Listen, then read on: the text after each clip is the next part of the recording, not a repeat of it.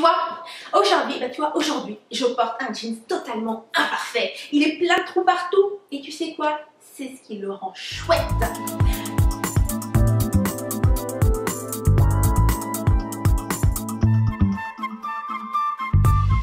Tu vois, j'ai reçu une question d'une rebelle créative suite à un sondage que j'avais fait et elle me demandait comment accepter d'être imparfaite et d'avoir fait des erreurs.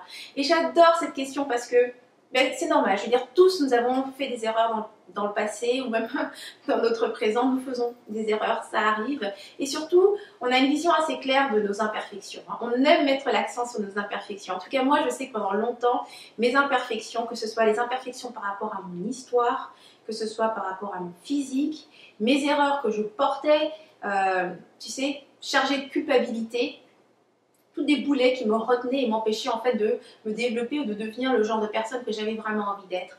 Donc aujourd'hui, j'aimerais vraiment te libérer de ce poids en te partageant les stratégies que j'ai mis en place pour vraiment pouvoir m'exprimer telle que j'avais envie d'être, me sentir libre et indépendante au niveau d'esprit en tout cas. Donc la première des stratégies en fait, c'est vraiment de reconnaître. Donc moi j'ai eu besoin de reconnaître que tout, absolument tout dans cette vie avait un aspect positif et un aspect négatif. Il n'existe absolument rien qui soit à 100% négatif et il n'existe absolument rien qui soit à 100% positif. C'est parce que le négatif existe que le positif peut exister, tu vois. Ce sont les contrastes qui font la vie. Alors, étant donné que nous faisons partie de cette vie, bien évidemment, tu vas faire des erreurs. Certaines actions que tu fais, certaines actions que j'ai faites ont blessé d'autres, ont blessé certaines personnes, mais il y avait un aspect positif. Je vais te donner un exemple concret. Pendant un certain temps, j'ai porté une certaine culpabilité par rapport à un ami pour lequel j'avais eu vraiment des mots très difficiles. J'étais super en colère et je lui ai dit des choses, mais vraiment juste dans le but de le détruire.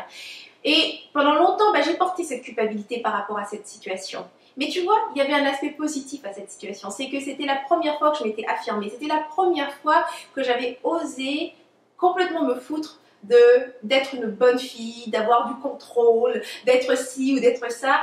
Tout ce qui était sorti, c'est simplement ce que je ressentais. C'est sorti peut-être de travers, ça aurait pu sortir d'une autre façon, mais ça, c'est tout simplement du jugement, tu vois. Donc, c'est vraiment de reconnaître encore une fois que dans chaque situation, il y a un aspect positif et un aspect négatif et ça compte aussi pour ce que tu appelles tes erreurs.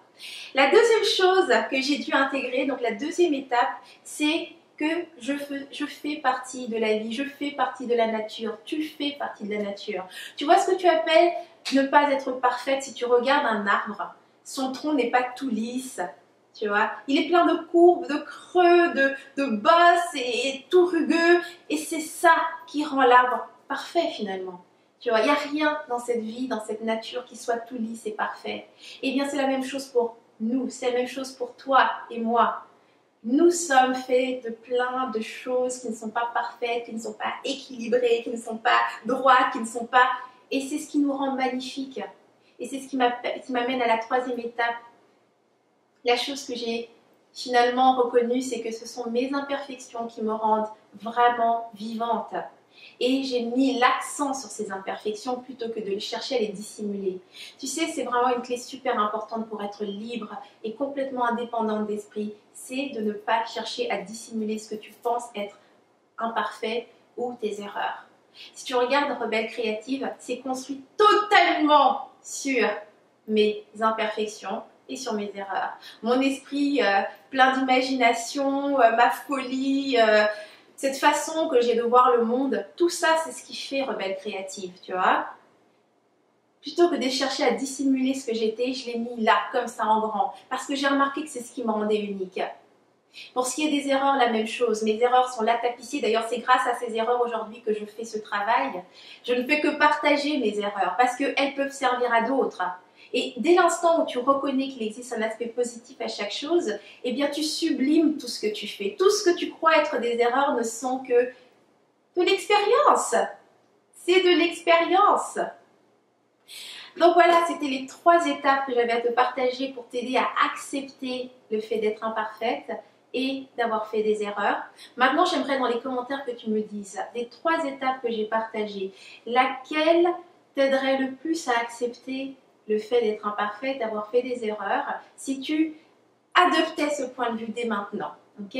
Donc laisse-moi ça dans les commentaires et explique-moi pourquoi est-ce que ça t'aiderait à accepter le fait de ne pas être parfaite et tes erreurs.